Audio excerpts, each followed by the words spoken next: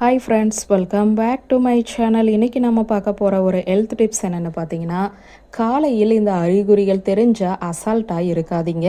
மாரடைப்பை தூண்டும் ஐபிபி இருக்குன்னு அர்த்தமாம். வாங்க இன்னைக்கு அதை பற்றி தெரிஞ்சுக்கலாம். தற்போதைய அவசரமான மற்றும் மன அழுத்தம் நிறைந்த வாழ்க்கை முறையினால் நிறைய பேர் இரத்த அழுத்த பிரச்சனையை சந்திக்கிறார்கள். இரத்த அழுத்த பிரச்சனையில் 2 வகைகள் உள்ளன. இவை இரண்டுமே ஆபத்தானதுதான். அதுவும் உயர் இரத்த அழுத்த பிரச்சனையானது ஒரு சைலண்ட் கில்லர், அதாவது அமைதியாக இருந்து ஆளையே கொல்லக்கூடியது. ஏனெனில் இதன் அறிகுறிகள் ஆரம்பத்தில் அதிகம் தெரியாது. அப்படியே தெரிந்தாலும் அது தினசரி சந்திக்கும் பிரச்சனைகளை போன்றே இருக்கும். இதனால் பலரும் இந்த அறிகுறிகளை புறக்கணிக்க கூடும். மேலும் மருத்துவர்களின் கூற்றுப்படி உயர் இரத்த அழுத்தம் உள்ளவர்கள் பெரும்பாலானோருக்கு எந்த அறிகுறிகளுமே தெரிவதில்லை.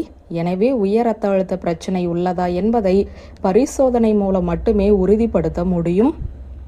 முக்கியமாக சமீப காலமாக உலக அளவில் பெரும்பாலானோர் உயர் இரத்த அழுத்தம் காரணமாக மாரடைப்பு தூண்டப்பட்டு இறப்பதாக மருத்துவர்கள் கூறுகிறார்கள். எனவே 30 வயதை எட்டியதுமே ஒவ்வொருவரும் தங்களின் ஆரோக்கியத்தில் கூடுதல் அக்கறை செலுத்தி சீரான இடைவெளியில் பரிசோதனைகளை மேற்கொள்வது, ஆரோக்கியமான உணவு முறையை பின்பற்றுவது மற்றும் தினசரி உடற்பயிற்சியில் ஈடுபடுவது போன்ற ஆரோக்கியமான வாழ்க்கை முறையை பின்பற்ற முயற்சிக்க வேண்டும். உயர் இரத்த அழுத்தத்திற்கு என்று எந்த ஒரு முக்கியமான அறிகுறிகள் வெளிப்படாவிட்டாலும் பொதுவாக உடலில் எந்த ஒரு பிரச்சனை இருந்தாலுமே அது ஒரு சில சிக்னல்களை வெளிப்படுத்தும். அதுவும் உயர் இரத்த அழுத்தம் இருப்பின் காலையில் சில பிரச்சனைகளை சந்திக்க நேரிடும். நீங்களும் அந்த பிரச்சனைகளை காலை வேளையில் சந்தித்தால் அதை சாதாரணமாக எடுத்துக்கொள்ளாமல் உடனே மருத்துவரை பாருங்கள். அதை பற்றி இப்போது பார்க்க போகிறோம். நீண்ட காலமாக உயர் இரத்த அழுத்தம் இருப்பதை கண்டுபிடிக்காமல் இருந்தால் ஒரு கட்டத்தில் கண்களுக்கு செல்லும் இரத்த குழாய்கள் மெதுவாக சேதமடைய தொடங்கி பார்வை மங்கலாக தெரிய தொடங்கும். எனவே திடீரென்று உங்களுக்கு இரண்டாக தெரிய தொடங்கினாலோ பார்வை மங்கலாவதை உணர்ந்தாலோ உங்களுக்கு உயர் இரத்த அழுத்தம் இருக்க வாய்ப்புள்ளது. இந்த நிலையில் உடனே மருத்துவரை அணுக வேண்டும். உடனடி சிகிச்சையை மேற்கொள்ளாமல் இருந்தால் அது நிரந்தரமாக பார்வையை இழக்க வைத்துவிடும். சர்க்கரை நோயாளிகள் மதிய உணவு சாப்பிடும்போது இந்த தவறுகளை செய்வாங்க. அதுதாங்க மூக்கிலிருந்து இரத்த கசிவு.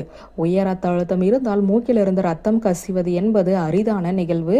நீண்ட காலமாக உயர் இரத்த அழுத்த பிரச்சனையை கொண்டிருந்தால் அதற்கு சிகிச்சை மேற்கொள்ளாமல் இருந்தால் மூக்கில் உள்ள சிறிய இரத்த குழாய்கள் எளிதில் உடைந்து இரத்த கசிவை உண்டாக்கக்கூடும் என மருத்துவர்கள் சொல்கிறார்கள். அடுத்ததாக, இரவு நேரத்தில் நிம்மதியான தூக்கத்தை மேற்கொள்ள முடியாமல் அடிக்கடி விழிக்கிறீர்களா?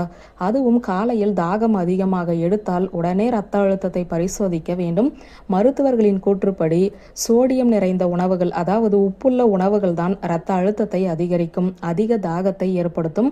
உப்பு நிறைந்த உணவுகளை அதிகம் உட்கொள்ளும் போது அது இரத்தத்தின் அடர்த்தியை அதிகரிக்கும், இரத்த நாளங்களை சுருங்கச் செய்யும். இதன் விளைவாக குறுகிய குழாய்களில் இரத்தம் அதிகமாக தள்ளப்படும். இது இப்படியே நீடித்தால் பின்பு அது ஆரோக்கியத்தில் மோசமான விளைவை ஏற்படுத்திவிடும். அடுத்ததாக, காலையில் எழுந்ததுமே வாந்தி அல்லது குமட்டல் உணர்வை நீங்கள் சந்திக்கிறீர்களா? அப்படியானால் அது உயர் இரத்த அழுத்தம் இருக்க வாய்ப்புள்ளது. எப்போது ஒருவரது உடலில் இரத்த ஓட்ட அளவு அதிகரிக்கிறதோ அப்போது அந்த நபர் மிகுந்த பதட்டமடைவதோடு மிகுந்த சோர்வையும் உணர்வார் மற்றும் வாந்தி வருவது போன்ற உணர்வையும் சந்திப்பார். எனவே இந்த அறிகுறி தெரிந்தால் தாமதிக்காமல் உடனே பரிசோதனை செய்யுங்கள். உடல் சோர்வு, அதாவது நிபுணர்களின் ரிசர்ச் படி மிகுந்த உடல் சோர்வானது உயர் இரத்த அழுத்தத்தின் அறிகுறியாகும். ஏனெனில் உயர் இரத்த அழுத்தமானது சிறுநீரகங்களில் உள்ள சிறிய இரத்த குழாய்களை சேதப்படுத்துகிறது.